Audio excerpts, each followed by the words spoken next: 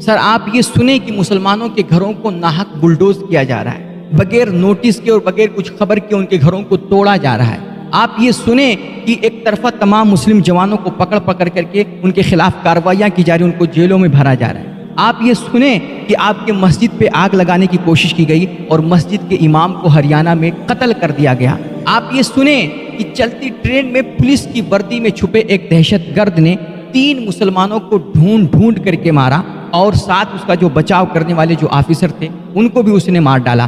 آپ یہ سنیں کہ آپ کے بھائیوں کو جنید اور ناصر کو زندہ گاڑیوں میں جلا دیا گیا۔ سر یہ ساری ظلم کی داستانیں سنیں اور شام کو دسترخوان پہ بیٹھ کر کے آپ کے کھانے کا ایک لقمہ تک نہ کم ہو تو سر معاف کیجیے گا، آپ کا ضمیر مر چکا ہے اور آپ اپنے آپ کو کچھ بھی سمجھ لیں، آپ کچھ بھی ہو سکتے ہیں مگر انسان نہیں ہو سکتے ہیں۔ سر منی پور جلتا رہا، وہاں پہ عورتوں کی عصمت دری کی گئی، معاذ اللہ لڑکیوں کو ننگا کر کے ان کا تماشا بنایا گیا، ان کی عزت کو تار تار کیا گیا۔ میرے بھائی ظلم ہے، خواہ وہ کسی پر بھی ہو، چاہے ہندو پر ہو چاہے مسلمان پہ ہو، اور ظلم کے خلاف آواز اٹھانا نہ صرف ہمارا قومی فریضہ ہے بلکہ ہمارا دینی فریضہ بھی ہے، ہمارا مذہبی فریضہ بھی ہے۔ لیکن یہ سب ہماری آنکھوں کے سامنے ہوتا رہا اور ہم خاموش تماشائی بنے بیٹھے رہے، سوائے ایک اسد الدین اویسی کے باقی ہمارے نہ کسی عالم نے اس کے خلاف کوئی آواز اٹھائی اور نہ کسی پیر نے اس کے خلاف کوئی آواز اٹھائی۔ لوگ کہتے ہیں یہ سب سیاسی معاملہ ہے، ہمارا تعلق تو مسجد مدرسوں سے ہے، ہمارا تعلق تو خانقاہ سے ہے،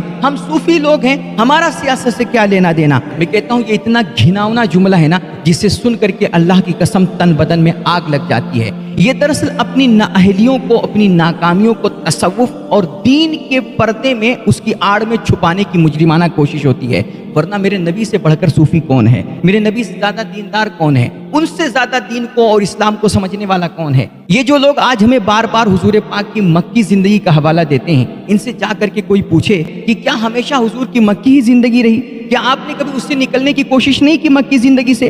اور کیا حضور ہمیشہ ظلم سہتے رہے اور سب کچھ ظلم چاروں طرف ہوتا رہا اور خاموش تماشائی بنے بیٹھے رہے؟ آپ نے کبھی ظلم کے خلاف آواز نہیں اٹھائی؟ پھر یہ بدر و حنین کیوں ہوئی؟ یہ جنگیں کیوں لڑی حضور پاک نے؟ معاف کیجئے گا، یہ ہم سب نے جھوٹی تعویلیں کر کر کے نا، اور یہ اپنے ہیلے بہانے تلاش کر کر کے ہم نے اللہ کے دین کو کمزور کر دیا ہے۔ ورنہ اسلام تو ایک طاقت کا نام ہے، اسلام ایک روب کا نام ہے، اسلام ظلم کے خلاف ایک دبدبے کا نام ہے۔ یہ جو آج ہمارے بڑے بڑے اسٹیج کے مقررین ہیں نا اور دین کے بڑے بڑے داعیان ہیں جو صرف دین کی خوبیاں شمار کراتے ہیں، اسلام کی صفتیں صرف بیان کرتے ہیں کہ اسلام تو دنیا میں مظلوموں کی مدد کے لیے آیا ہے، اسلام بے سہاروں کا سہارا ہے، غریبوں کا آسرا ہے، وغیرہ وغیرہ ساری چیزیں۔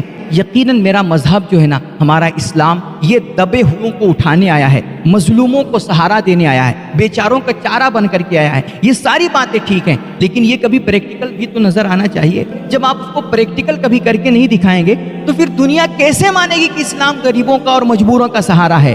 جب آپ خود ہی غریب اور مجبور بن کر کے ہمیشہ دنیا کے سامنے رحم اور مدد کی اپیل کرتے رہیں گے، بھیک مانگتے رہیں گے، تو آپ کسی کا سہارا کیسے بن سکتے ہیں؟ آپ کسی کی مدد کیسے کر سکتے ہیں؟ اور غیروں کی بات تو چھوڑو یار، جب تمہارے اپنے کانٹے مارے جاتے ہیں، تمہارے اپنوں پر جب ظلم ہوتا ہے، تم اپنوں کے حق میں جب آواز اٹھانے کی ہمت نہیں رکھتے ہو، تو پھر جب غیروں پہ ظلم ہوگا تو ان کے حق میں آواز اٹھانے کی تم سے کیا امید کی جا سکتی ہے؟ اور دنیا تم سے کیا امید لگائے گی؟ یہ جو آج تصوف کا ڈھونگ رچنے والے بنے بنائے صوفی ہیں نا، جن کا یہ نعرہ ہے کہ بھائی محبت سب سے اور نفرت کسی سے نہیں، سر یہ وہ نعرہ ہے جس نے آدھی قوم کو آج بزدل بنا کر کے رکھ دیا ہے۔ اور یہ نہ خود کرنا چاہتے ہیں نہ کسی کو کچھ کرنے دینا چاہتے ہیں، نہ یہ خود ظلم کے خلاف آواز اٹھائیں گے اور نہ تم کو اٹھانے دیں گے۔ ورنہ میرے نبی علیہ الصلوۃ والتسلیم کی زندگی پڑھیے، آپ نے ہمیشہ دنیا کو پیار دیا، ہمیشہ محبتیں عام کی ہیں، لیکن جب ظالموں نے ظلم مچایا، جب زمین میں اللہ کی دھرتی میں فساد مچایا گیا، تو اللہ کے نبی علیہ الصلوۃ والتسلیم نے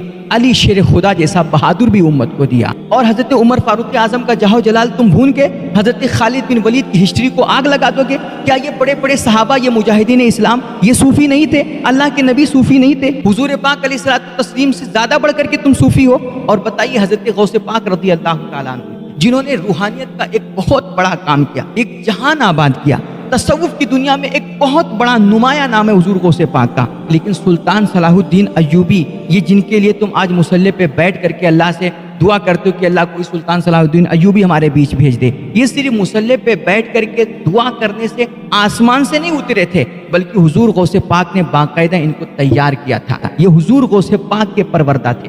آپ کو کیا پتا تصوف کے بارے میں؟ حضور سیدنا خواجہ غریب نواز رضی اللہ تعالیٰ عنہ، جنہوں نے 90 لاکھ غیر مسلموں کو کلمہ پڑھایا، بہت بڑا روحانیت کا کام کیا آپ نے. لیکن سلطان شہاب الدین غوری کے خواب میں جا کر کے جس بزرگ نے پرتھوی راج پر حملہ کرنے کا حکم دیا تھا نا، وہ بزرگ بھی حضرت خواجہ معین الدین چشتی ہی تھے. وہ آپ ہی تھے. یہ ہمارے بڑے بڑے صوفیاں ہیں اور یہ ان کے بڑے بڑے کارنامے ہیں. اور تم کون سا تصوف پیش کر رہے ہو کہ جس سے پوری قوم بزدل بنتی جا رہی ہے؟